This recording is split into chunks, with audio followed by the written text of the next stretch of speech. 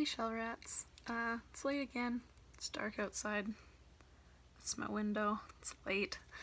But I couldn't go to bed without throwing something down, and the thing that I wanted to throw down wasn't happening. So I have been having a tough time getting through the questions that you guys have sent me, not because they're difficult or anything, but I was trying to organize them. I had everything put into a Word document, all your guys' names and all the questions that you were each asking me, and then I had them in a different Word document and they were categorized, and I was weaning out the repeats, and as that process went on, I was sitting there and I was highlighting repeat words, and then my brain malfunctioned and I was like, where am I going with this? What's happening? The next step should be obvious, but it wasn't, and I was like, I just need to take a break. This is stressful. And then my brain went, oh, let's talk about stress. Why not? It's an obvious next step, so here we are. And there's a lot of really obvious stress going on in the world, so I don't really want to add to any of that at this moment. I just thought I'd talk about the shift in the kinds of stress that I've felt over the last little while, and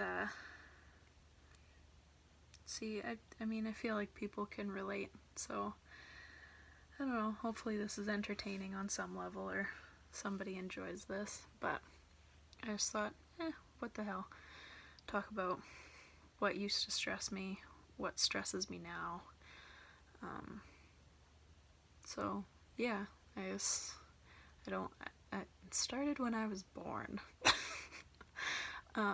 Not really. I mean, yeah, not that I can remember. But I thought I'd start with school, you start with even high school and stuff like that. Just the stress of, for me it was calculus. It nearly killed me. I took every math that I could take in high school, and calculus nearly killed me because I had a hard time convincing myself to do it on my own, and so it built up and built up and built up, and then it got to the point where I was doing 4 units a week, and that was crazy. And my obvious stress response to that was to cry. And that's changed a little bit. Well, it's changed a lot actually, because when I got into university, my stress response initially was to cry, and then I learned to cry on the inside instead of on the outside, like a big girl. I'm kidding. Crying is fine. Just cry if you gotta cry. It's aside over it. And instead of crying externally, I developed illness symptoms. So when I'd get stressed, instead of tears and sobbing, I ended up with a sore throat and a cough and a runny nose.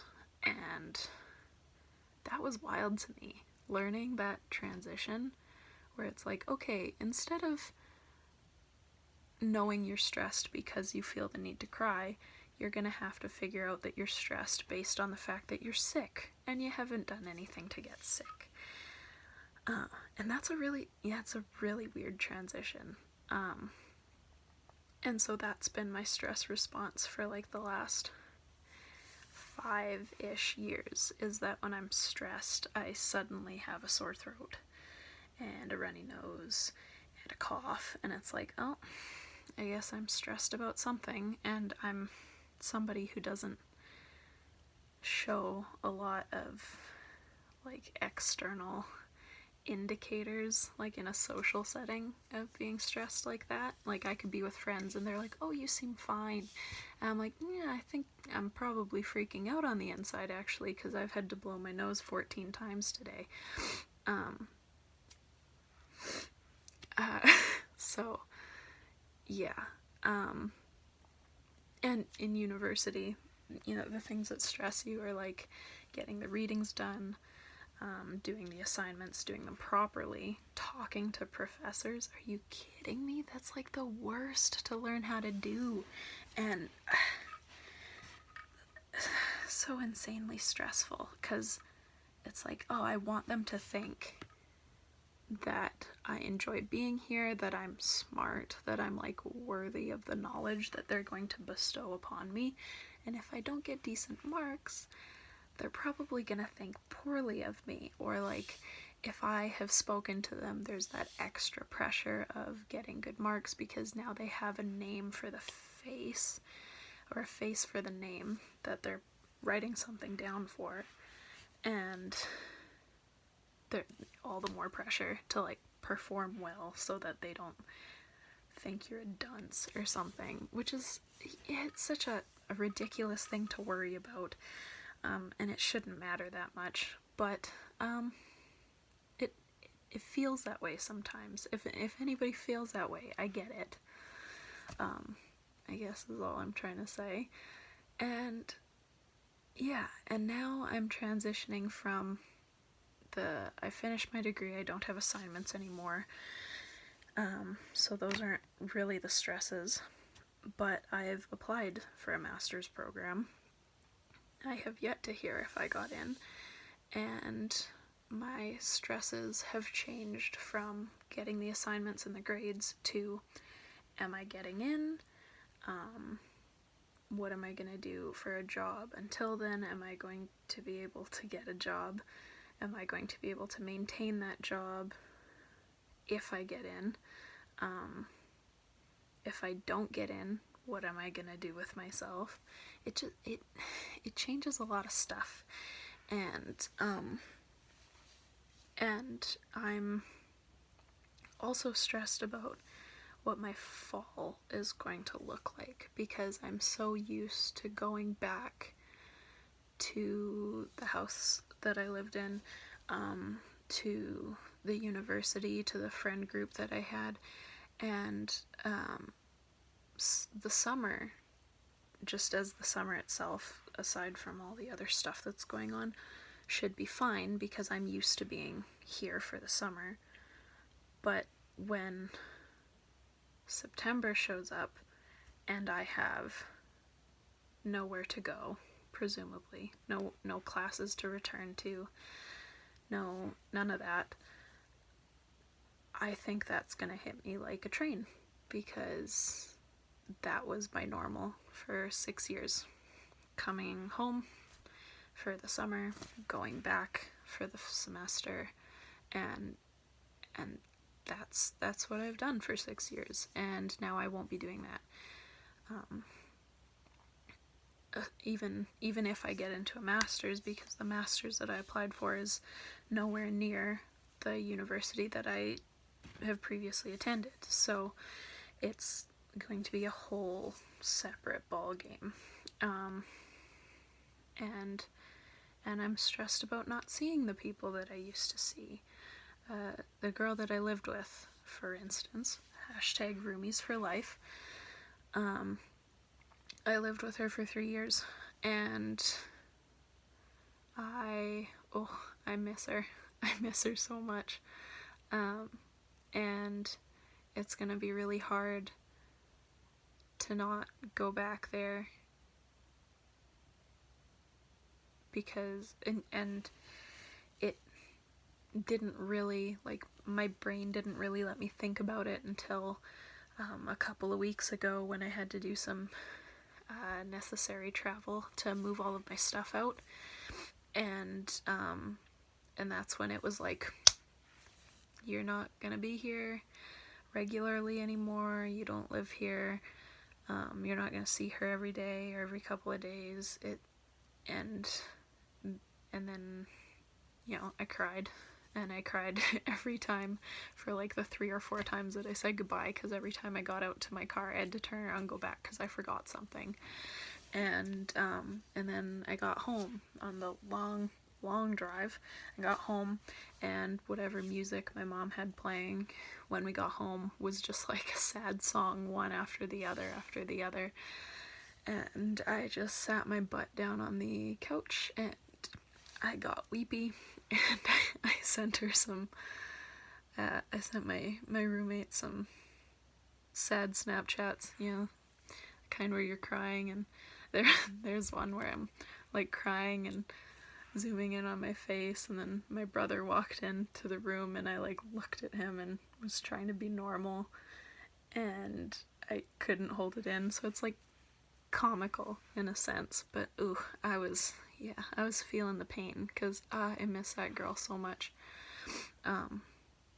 She was the best roomie I could have asked for, so I'm gonna have a hard time with that transition, but if you're watching this, I love you. Roomie for life.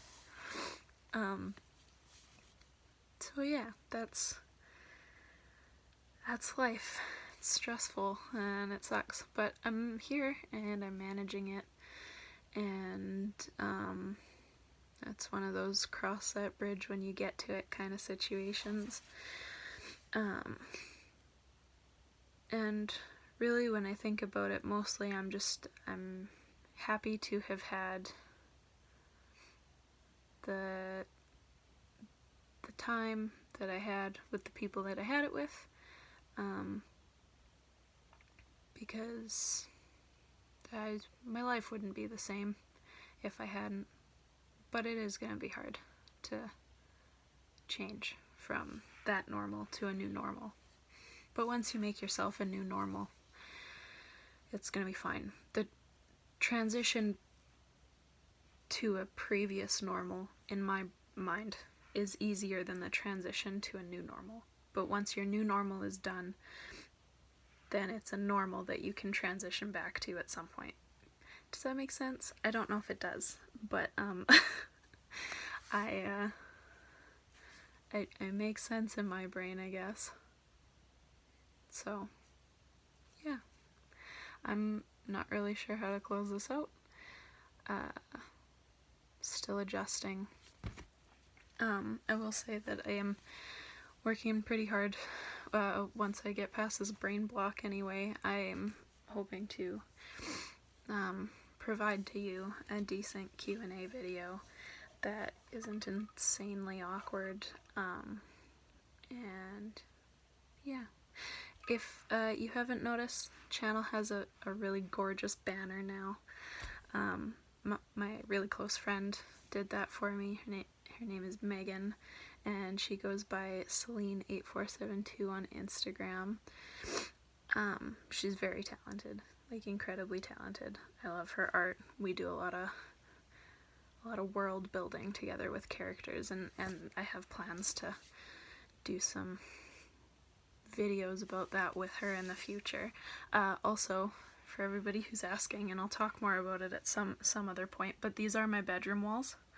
All these really fancy things going on, and I could not have had these without my friend Megan, whose Instagram I have provided you with. She basically drew everything on the walls, and then I just painted in the lines, but we'll talk more about that at a later date. Anyway, thanks for hanging out with me. Thanks for being here, and thank you for, I don't know, being super cool about this whole thing. I still am not really sure what niche I'm going to settle into here, but we'll figure that out as we go along. I'm gonna try a few things, see how they feel, and hopefully get the hang of this whole YouTube thing. So, thanks. Toodles, shell rats, and see you in the next one.